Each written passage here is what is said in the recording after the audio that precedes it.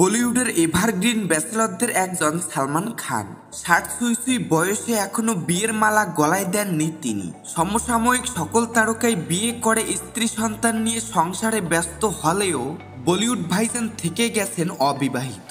অভিনেতার জীবনে একাধিকবার প্রেম এসেছে, কখনো ঐশ্বরিয়া তো কখনো ক্যাটরিনা, তবে শেষমেশ পরিণয় ঘটেনি কারো সঙ্গে। বিয়ে না হওয়ার কারণ হিসেবে কেউ কেউ মনে করেন প্রেমের ব্যর্থতা, তবে বিয়ে না করার আসল কারণ কি প্রশ্ন অভিনেতার অনুসারীদের। কয়েক বছর আগে বিয়ে না করার কারণ প্রকাশ্য এনেছিলেন সালমান। 2018 সালের গ্লোবাল সামিটে উপস্থিত হয়ে বিয়ে নিয়ে করা প্রশ্নের উত্তরে অভিনেতা যা বলেছিলেন তা রীতিমতো হাস্যকর। বিয়ে প্রসঙ্গে প্রশ্ন উঠতেই অভিনেতা বলেছিলেন, আমার কাছে এত টাকা কোথায়? আমার বাবার যখন বিয়ে হয়েছিল তখন মাত্র 180 টাকা খরচ হয়েছিল, কিন্তু এখন বিয়ে মানেই একটি বড় অনুষ্ঠান, কোটি কোটি টাকা ব্যয়। এত টাকা খরচ করার ক্ষমতা আমার নেই।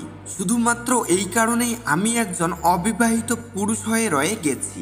এদিকে বলিপাড়ায় কান পাতলেই শোনা যাচ্ছে বর্তমানে রোমানিয়া টিভি উপস্থাপিকা ইউলিয়া ভান্তরের সঙ্গে সম্পর্কে রয়েছে বলিউড ভাইজানের।